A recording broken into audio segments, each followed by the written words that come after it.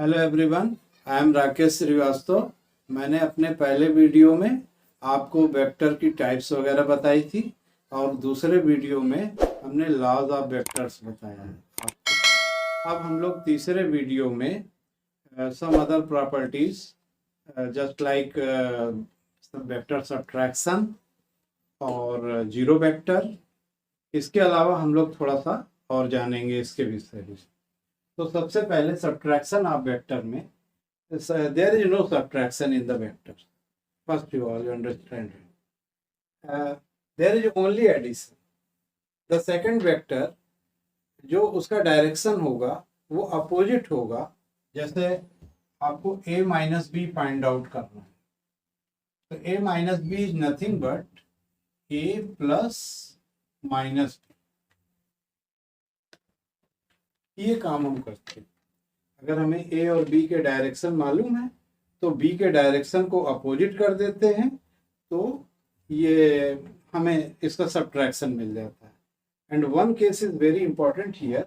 Look down, let you say it is the vector A and it is the vector B. It is right angle to each other. No, it's sum is how much? It is the resultant.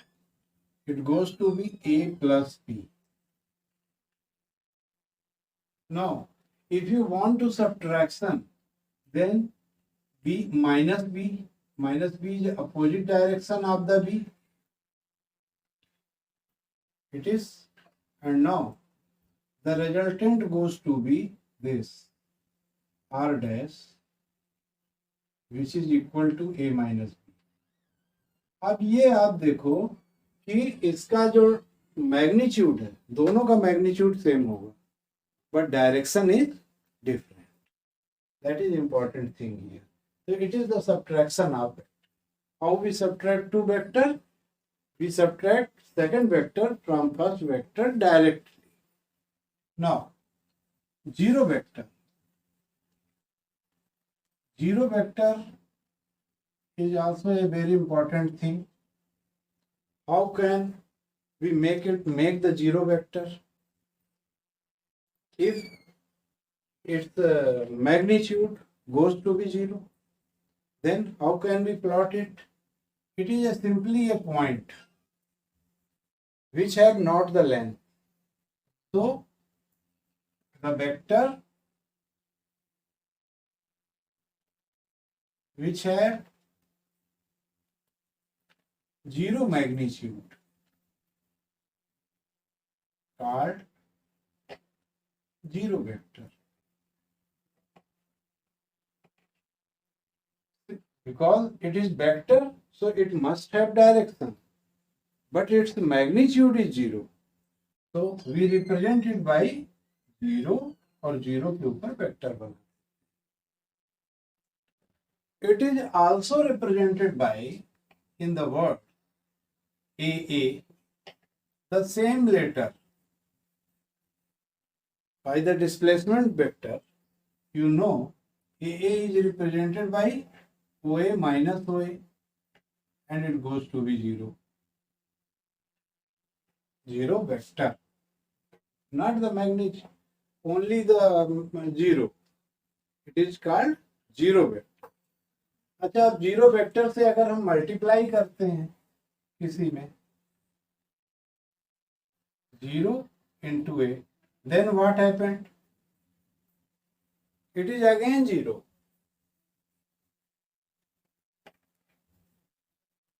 And some other properties are also, if we have add the zero vector in any vector, then that vector get again a, या subtract करें अब भी हमको वही vector मिलेगा। We can say n1a is equal to n2b. If two vectors are equal, then their subtraction goes to be 0, because now their magnitudes are same. or their direction should be same.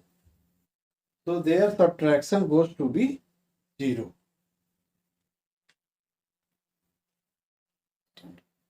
Now we learn about representation of a vector. कैसे किसी एक vector को represent किया जाता है, इसको हम लोग पहले भी जान चुके हैं कि अगर किसी वेक्टर को हमने रिप्रेजेंट किया, ए नाम दिया, तो उसको हम पोजीशन वेक्टर लगा के ओए बना देते हैं। ये भी एक रिप्रेजेंटेशन है। इसमें ओए जो लेंथ है वो मैग्नीट्यूड रिप्रेजेंट कर रहा है और इसका डायरेक्शन है। लेकिन ये एक बड़ा सिंपल आइटम हुआ कि कैसे, जिससे इसको हम ए से इस तरह से रिप्रेजेंट कर दिए। तो it is not here.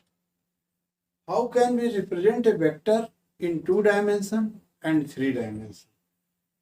2 dimension में हमारे पास एक्स एक्सिस है और वाई एक्सिस है। तो कोई अगर वेक्टर होगा तो उसका कंपोनेंट अलोंग एक्स एक्सिस होगा और अलोंग वाई एक्सिस भी होगा। अगर ये वेक्टर है ए, तो इसका जो कंपोनेंट आएगा इधर हॉरिजॉन्टल कंपोनेंट वो a1i, और इसी तरीके से वाई एक्सिस में जो आएगा वो a1j से हम रिप्रेजेंट कर सकते हैं। ये डिफरेंट या इसे a2j भी लिख सकते हैं, डिफरेंट मैग्नीट्यूड कर दीजिए।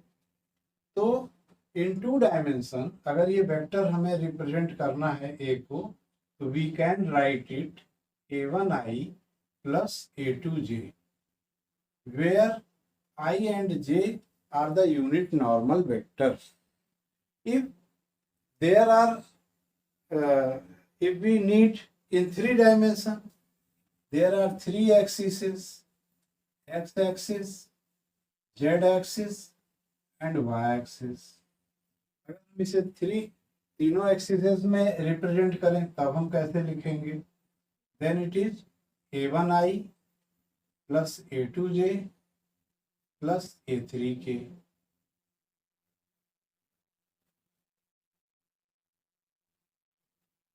इस तरीके से अब ये a1i is the vector along x axis, a2j is the vector along y axis and a3k is along z axis। जो तीनों का एडिशन आएगा वो ये वेक्टर ए होगा। तो ये एक तरीका हुआ वेक्टर को 3D में रिप्रेजेंट करने का। अब इस फॉर्म में अगर हमें इसका मैग्नीट्यूड और डायरेक्शन निकालना है तो हम कैसे निकालेंगे? तो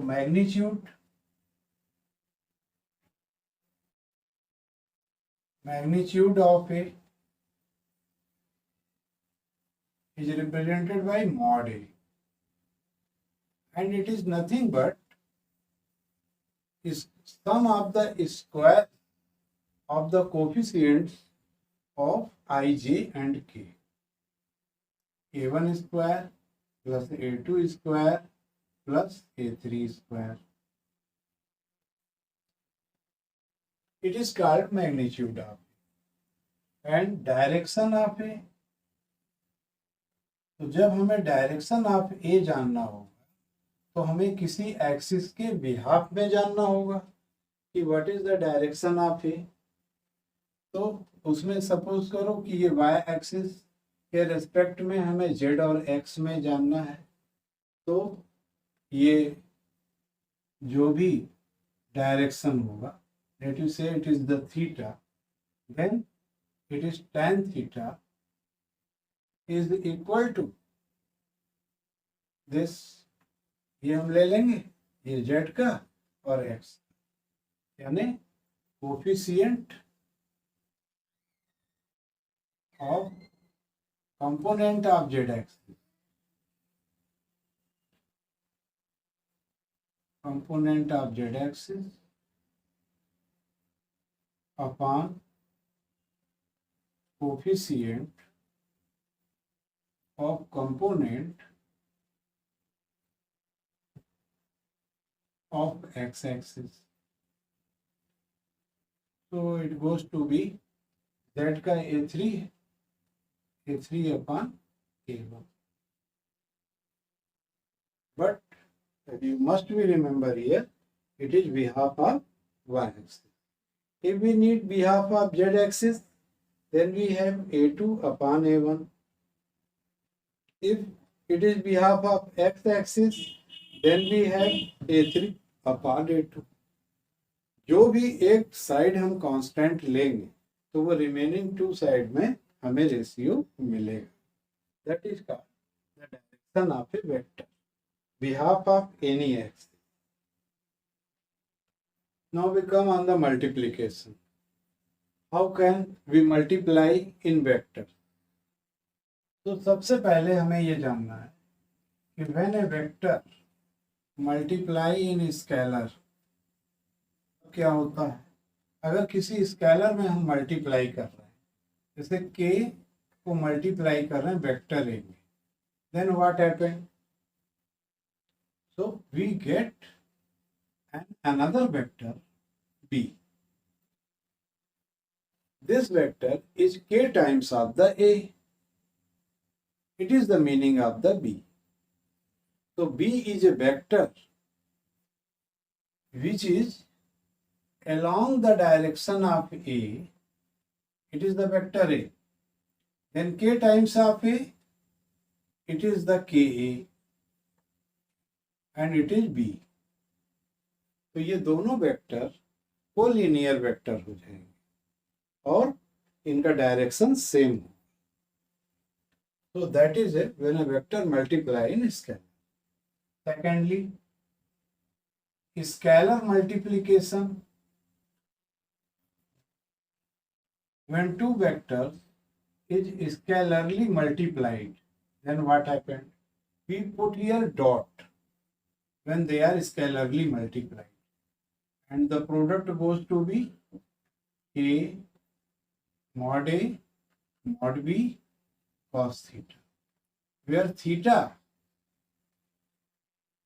is the angle between a and b.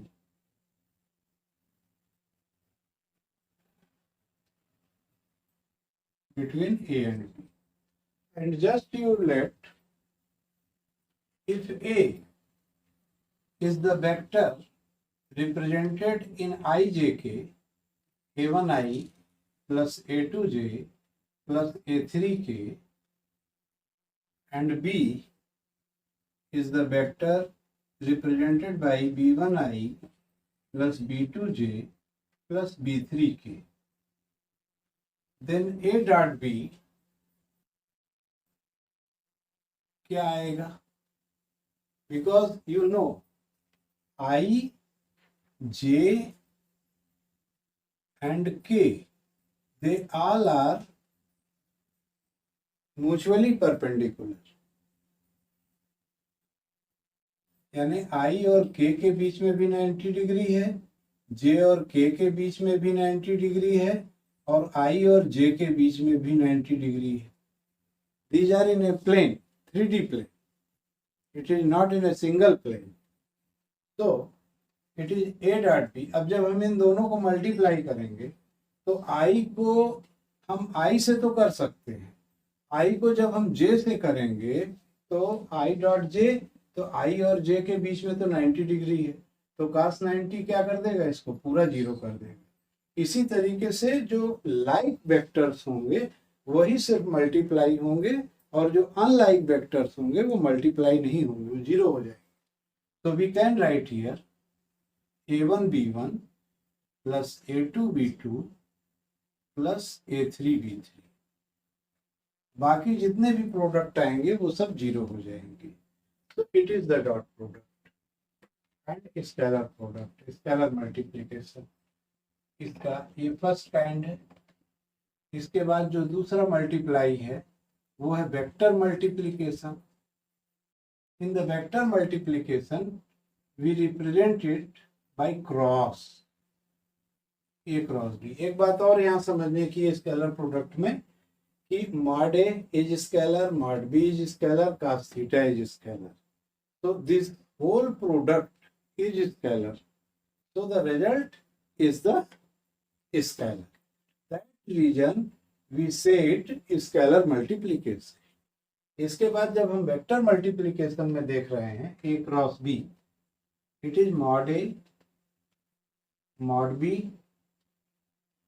sin theta n cap, where n cap is a vector which is perpendicular to a as well as b. N cap is perpendicular to a and n cap is again perpendicular to b also. Is it clear? So it is the third vector. Whole product goes to the third vector C. C is perpendicular to A and B both. It is a simple case in fourth couple. This, it is the radius vector R and it is the angular momentum में angular velocity आप ले सकते हो, या F ले लो, force ले लो। तो जो कपल है सी के लिए हम आर क्रॉस एफ लिखते हैं। अब ये जो कपल होगा वो आर के भी परपेंडिकुलर जा रहा है और एफ के भी परपेंडिकुलर जा रहा है, तो its direction goes to be right angle to both. It is the C. Now here, so A, B sin theta n cap, and what is the meaning of C? You now well know. Now let it represent by the ijk. Then A and B are given here. Then if we need in the cross product, how can we get? It is the another method of this. How to multiply in cross product? You write here I, J, K and their coefficients in the first A1, A2, A3, B1, B2, B3. Then for I, how can you write it? This, so this. It is the direction. So it is A2B3 minus B2A3. It is into I. For J, you extend it by I, A1, B1. J के लिए ये cut जाएगी line, ये आगे बढ़ गया A3B1 minus B3A1 J plus K के लिए हम बैक हो जाए, ये लाइन कट गई है इस तरीके से, तो A1B2 minus B1A2, it is K. So from this way we can calculate A cross B. ठीक है,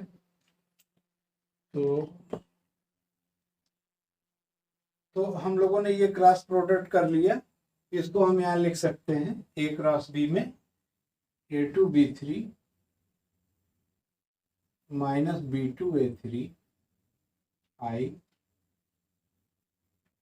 plus A3B1 minus B3A1 J plus A1B2 minus B1A2 K। इसको कुछ ऑथर इस तरीके से यहाँ कर लेते हैं, बीच में माइनस कर लेते हैं। तो जब माइनस यहाँ करोगे तो माइनस से मल्टीप्लाई हो जाएगा अंदर, तो B3A1 पहले लिखना पड़ेगा, A3B1 बाद में लिखना पड़ेगा। It is straight forward direction, simple direction.